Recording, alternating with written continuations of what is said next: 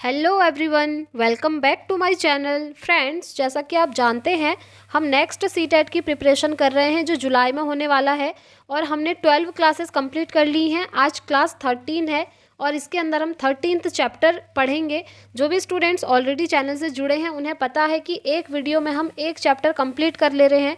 तो उसी तरह से आज आपकी 13 क्लास है, 13th चैप्टर आपका कंप्लीट हो जाएगा।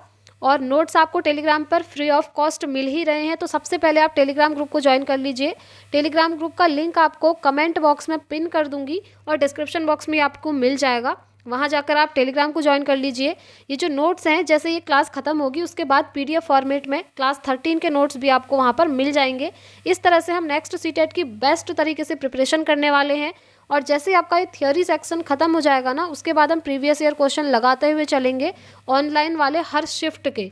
ठीक है, अभी सीडीपी की सीरीज़ है, इसके बाद आपकी हिंदी, इंग्लिश, मैथ सारे सब्जेक्ट में 1 बाय 1 आपको करवाऊंगी। और अगर आपका कोई भी डाउट है या फिर आप कुछ भी सजेस्ट करना चाहते हैं मुझे, तो आप कमेंट कीजिएगा, मैं उससे रिलेटेड आपके लिए वीडियो ज़रूर लेकर के आऊँगी। ठीक है, तो चलिए स्टार्ट करते हैं। आज 13th चैप्टर है और चैप्टर का नाम है डाइवर्जेंट एंड कन्वर्जेंट थिंकिंग, जिसे हम हिंदी में बोलते हैं अपसारी व अभिसारी चिंतन। ठीक है, अब देखिए, अपसारी और अभिसारी चिंतन को समझने से पहले आपको चिंतन क्या होता है ये पता होना चाहिए, यानी कि व्हाट इज थिंकिंग, थिंकिंग किसे कहते हैं। तो चलिए देखते हैं। किसी भी समस्या का समाधान करने के लिए हमारे मन में जो विचार उत्पन्न होते हैं वही विचार जो है हमारे चिंतन कहलाते हैं। ठीक है, आपके मन में कोई भी थॉट आता होगा किसी भी चीज़ को लेकर के, जैसे अभी ये थॉट आ रहा होगा कि हम ये पढ़ रहे हैं, मुझे अच्छे से समझ में आएगा या फिर नहीं आएगा, मुझे ये नोट्स खाली देख करके याद करने चाहिए या फिर खुद से नोट्स बनाने चाहिए। ये सारी चीज़ें क्या हैं, आपके मन में थॉट आते हैं। तो हम क्या कह रहे हैं, किसी भी समस्या का समाधान करने के लिए हमारे मन में जो विचार उत्पन्न होते हैं वही विचार, यानी कि वही थॉट क्या होते हैं, आपके चिंतन कहलाते हैं। ठीक है, चिंतन का आरंभ समस्या उत्पन्न होने पर होता है तथा समस्या समाधान तक चलता है। सही बात है, आपके मन में कोई भी थॉट आएगा, ठीक है, कोई भी थॉट आता है वो आपका चिंतन है। तो जो चिंतन है उसकी स्टार्टिंग कहाँ से होती है, समस्या उत्पन्न होने पर। जब आपके सामने कोई प्रॉब्लम आती है तभी तो आप उसके बारे में सोचते हैं, चिंतन करते हैं, है ना। और वो चिंतन कब खत्म होता है, जब उस समस्या का समाधान आपको मिल जाता है। जैसे अभी आप सीटेट का एग्ज़ाम दे रहे हैं, तो क्या हुआ, आपको चिंता हो रही है कि मेरा सीटेट का एग्जामिनेशन जो है क्वालिफाई होगा या फिर नहीं होगा। तो आपके मन में क्या हुआ, समस्या आई कि सीटेट जो है क्वालिफाई होगा या फिर नहीं होगा। उसके बाद आप क्या करेंगे, उस समस्या को दूर करने के लिए अलग अलग रिसोर्सेज ढूंढेंगे। हो सकता है आप यूट्यूब पर किसी की वीडियो देख करके सीटेट की प्रिपरेशन करेंगे। जैसे अभी इसी चैनल की अगर आप पूरी प्लेलिस्ट देख लेते हैं तो आपका सीटेट आराम से क्वालिफाई हो जाएगा। क्या हुआ, समस्या का समाधान करने के लिए आपने सोर्स ढूंढे। उसके बाद जब आपकी समस्या का समाधान हो गया तो क्या होगा, आपका चिंतन भी वहाँ पर ख़त्म हो जाएगा। जब आपका सीटेट जो है क्वालिफाई हो जाएगा इन नोट्स के थ्रू, तब क्या होगा, आपकी जो टेंशन है वो जो है वहाँ पर ख़त्म हो जाएगी। ठीक है, कि मुझे सीटेट क्वालिफाई करना है, क्योंकि फिर आपका सीटेट क्वालिफाई हो जाएगा। ठीक है, ये एग्जाम्पल के तौर पर मैंने आपको समझा दिया। तो ये होता है नॉर्मल थिंकिंग, यानी कि चिंतन।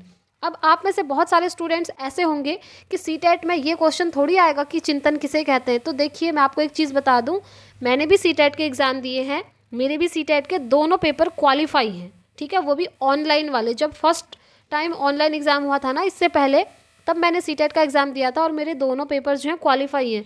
तो वहाँ पर डेफिनेशन तो नहीं आती है, सही बात है, बट आपके सामने ऐसे ऑप्शन आ जाएगा ना कि थिंकिंग किस चीज़ से रिलेटेड है, समस्या से संबंधित है या फिर ऐसे ही ऑप्शन दिए हुए रहेंगे, वहाँ पर आपने चूज़ करना होगा। ठीक है, इसीलिए आपको थ्योरी पढ़नी बहुत ज़रूरी है प्रीवियस ईयर क्वेश्चन से पहले। जब आपकी थ्योरी कंप्लीट हो जाएगी ना, फिर आप प्रीवियस ईयर क्वेश्चन जैसे ही लगाएंगे, एकदम से आपके माइंड में ये थ्योरी जो है क्लिक करेगी और आपका आंसर एकदम सही होगा। इस चैनल के माध्यम से मैं आपको प्रीवियस ईयर भी करवाने वाली हूँ, हर शिफ्ट के ऑनलाइन वाले। जैसे ही सीटेट के ऑफिशियल वेबसाइट पर वहाँ से अपलोड कर दिए जाएंगे तो मैं आपको ये ज़रूर करवाऊँगी। ठीक है, क्योंकि ऑफलाइन वाले करने का अभी कोई मतलब ही नहीं बनता है, क्योंकि ऑनलाइन वाले पेपर जो हैं बहुत इंपॉर्टेंट है आपके लिए। चलिए स्टार्ट करते हैं। बाकी कल मैंने एक वीडियो शेयर किया था, आप वो ज़रूर देखिएगा। सीटेट एग्ज़ाम आप किस तरह से क्रैक कर सकते हैं, स्ट्रेटेजी मैंने आपको बताई थी। जो न्यू सिलेबस को लेकर अपडेट थी वो भी मैंने आपको बताई थी, तो वो वीडियो आप ज़रूर देखिएगा। अगर वीडियो ना मिले तो आप कमेंट कर सकते हैं, मैं आपको उस वीडियो का लिंक प्रोवाइड करवा दूँगी, ठीक है। चलिए स्टार्ट करते हैं। अपसारी चिंतन, उसके बाद हम पढ़ेंगे अभिसारी चिंतन। तो देखते हैं, अपसारी चिंतन को इंग्लिश में बोलते हैं डाइवर्जेंट थिंकिंग।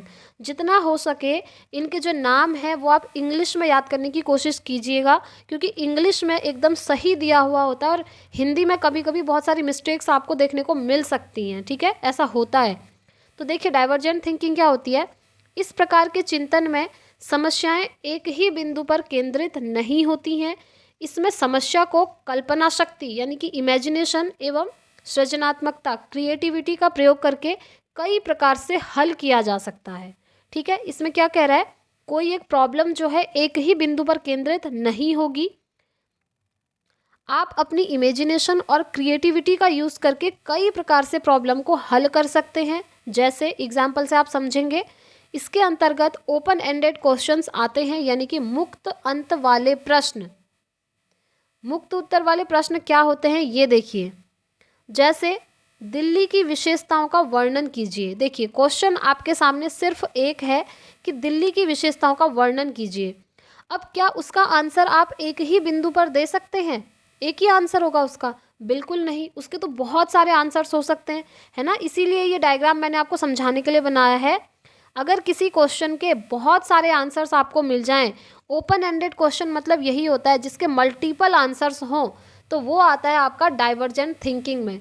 अब देखिए कैसे, जैसे आपसे पूछा कि दिल्ली की विशेषताएं बताइए, क्वेश्चन एक है, तो क्या उसका आंसर एक ही बिंदु पर केंद्रित है? बिल्कुल भी नहीं, क्योंकि उसकी तो बहुत सारी विशेषताएं हैं, है ना, एक ही विशेषता नहीं है। तो यहाँ पर बच्चा क्या करता है, अपना इमेजिनेशन और क्रिएटिविटी का यूज़ करके उस क्वेश्चन के बहुत सारे आंसर्स वो दे सकता है, कई प्रकार से उसको हल कर सकता है, इसीलिए लिखा है, ठीक है। तो आई होप आप लोग समझ गए होंगे। इसके अंतर्गत ओपन एंडेड क्वेश्चन आते हैं, ऐसे क्वेश्चन जिसके एक से अधिक आंसर हों, ठीक है। अब देखिए इसमें कुछ और चीज़ें हैं जो इम्पॉर्टेंट हैं। मैं आपको हर वीडियो में बोलती हूँ, जो भी चीज़ मैं नोट करके ऐसे मैंने ब्रैकेट में लिखा होता है ना, ये इम्पॉर्टेंट होती है, ठीक है। जेपी गिलफोर्ड ने इसे क्रिएटिविटी से जोड़ा है, याद रखिएगा। क्रिएटिविटी यानी कि सृजनात्मकता। सृजनात्मक बालक क्या होता है, जो एक प्रॉब्लम के बहुत सारे सॉल्यूशन ढूंढने के लिए अपना दिमाग अलग अलग दिशाओं में लगाता है।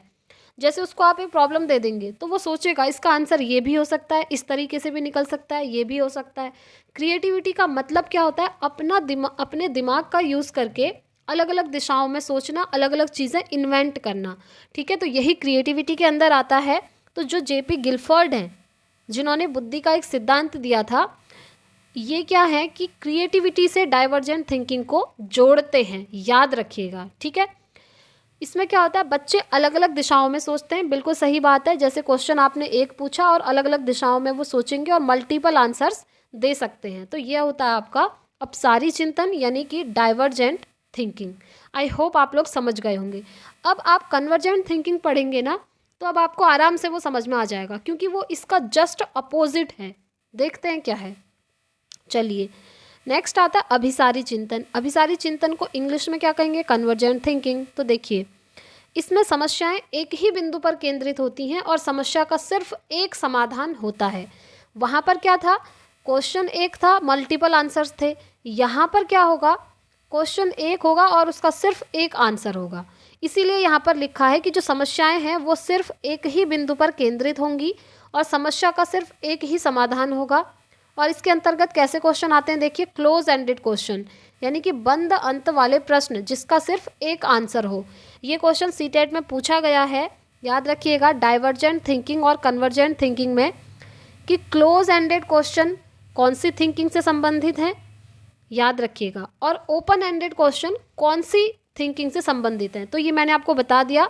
क्लोज एंडेड क्वेश्चन आते हैं आपके कन्वर्जेंट थिंकिंग में और ओपन एंडेड क्वेश्चंस आते हैं आपके डाइवर्जेंट थिंकिंग में, राइट। चलिए आगे बढ़ते हैं। देखिए क्लोज एंडेड क्वेश्चन मतलब जिसका सिर्फ एक आंसर हो, ये मैंने आपको बता दिया। फॉर एग्जाम्पल, भारत की राजधानी क्या है। अब देखिए एक प्रॉब्लम है यानी कि एक क्वेश्चन है, उसका आंसर क्या होगा, एक ही होगा। अब भारत की राजधानी आपसे पूछी है, ऐसा तो है नहीं कि आप भारत की राजधानी 4-5 बता दें। भारत की राजधानी तो एक ही होगी, है ना। इसीलिए इसके अंतर्गत आते हैं MCQ टाइप के क्वेश्चन, जिसमें क्वेश्चन का सिर्फ एक आंसर आपको मिलेगा। याद रखिएगा, यही डिफरेंस है। डाइवर्जेंट थिंकिंग में एक क्वेश्चन के मल्टीपल सॉल्यूशंस आपको मिल जाएंगे, बट जो कन्वर्जेंट थिंकिंग है इसमें एक क्वेश्चन के सिर्फ एक ही आंसर होगा। जैसे भारत की राजधानी क्या है, तो भारत की राजधानी एक ही होगी, तो वो इसका आंसर हो जाएगा। ठीक है, ऐसे आपको याद रखना है। ये मैंने आपको एग्जाम्पल इसीलिए समझाया है ताकि आप इस कॉन्सेप्ट को अच्छे से समझ पाएँ। ठीक, आई होप आप लोग इतना समझ गए होंगे। आगे बढ़ते हैं। देखिए, JP गिलफर्ड ने इसे इंटेलिजेंस से जोड़ा है। जो भी ब्रैकेट में लिखती हूँ, मैंने हमेशा बोला है ये बहुत ज़रूरी है, बहुत इंपॉर्टेंट चीज़ें लिखती हूँ मैं, इन्हें आप याद कर लीजिएगा। JP गिलफोर्ड ने इसको इंटेलिजेंस यानी कि बुद्धि से जोड़ा है। ठीक है, ये डिफरेंस आप याद रखेंगे। JP गिलफोर्ड ने डाइवर्जेंट थिंकिंग को किससे जोड़ा है? क्रिएटिविटी से, अभी जस्ट पीछे मैंने आपको बताया। और इन्होंने कन्वर्जेंट थिंकिंग को किससे जोड़ा है? इंटेलिजेंस से, यानी कि आपकी बुद्धि से। ठीक है, ये दोनों डिफरेंस आपको JP गिलफोर्ड के बारे में याद रखने पड़ेंगे। गिलफर्ड ने जो है बुद्धि का एक सिद्धांत दिया था, वो सिद्धांत हम बुद्धि वाले चैप्टर में पढ़ेंगे। जब इंटेलिजेंस वाला चैप्टर आएगा वहाँ पर काफ़ी सारे हैं, उन सब के बारे में नेक्स्ट चैप्टर में पढ़ेंगे। ठीक है, तो इस चैप्टर में इतना ही था। कन्वर्जेंट और डाइवर्जेंट थिंकिंग क्या होती है और थिंकिंग क्या होती है सबसे पहले। ठीक है, ये चैप्टर छोटा सा है फ्रेंड्स, बट इस चैप्टर से ना 2 मार्क्स आप नोट कर लीजिए, पक्का बनेंगे। और ये सिर्फ CDP में ही नहीं, बल्कि हिंदी, इंग्लिश, मैथ्स, EVS, इन सभी की पेडागोजी वाले पोर्शन में इससे क्वेश्चन बनते हैं। इसीलिए आपको ये समझ में आ जाना चाहिए। अब मैंने अच्छे से आपको समझा दिया है। डाइवर्जेंट मतलब जिसके मल्टीपल आंसर्स हों, कन्वर्जेंट मतलब जिस क्वेश्चन का सिर्फ एक आंसर होगा। ठीक है, ये बहुत ईजी सा है, तो मैंने आपको समझा दिया। अब ये नोट्स जो हैं आपको, ये क्लास जैसे ही एंड होगी उसके बाद टेलीग्राम पर मिल जाएगा PDF फॉर्मेट में। ये नोट्स आपने खाली देखने नहीं है फ्रेंड्स, ये नोट्स देखिए और खुद से बनाइए, क्योंकि ये नोट्स मैंने आप लोगों के लिए बहुत मेहनत से अभी बनाए हैं। 2023 का क्वेश्चन पेपर देख करके एनालाइज मैंने किया हुआ था कि हर शिफ्ट में कैसे क्वेश्चन पूछे जा रहे हैं, उसी के बेसिस पर मेहनत करके मैंने आप लोगों के लिए नोट्स बनाए हैं फ्रेंड्स। तो आप भी ज़रूर इन नोट्स को बनाइएगा। और अगर वीडियो पसंद आया तो प्लीज़ वीडियो को लाइक एंड ज़्यादा से ज़्यादा शेयर कीजिएगा। और हो सके तो आप मुझे कमेंट कीजिए वीडियो पसंद आता है तो, क्योंकि जब आप मुझे कमेंट करते हैं तो मुझे मोटिवेशन मिलती है इसी तरह से अच्छी अच्छी वीडियोस बनाने के लिए। ठीक है, तो इस वीडियो में इतना ही रखते हैं, मिलेंगे हम नेक्स्ट वीडियो में नेक्स्ट चैप्टर के साथ। तब तक के लिए thank you, bye bye, take care, all the very best.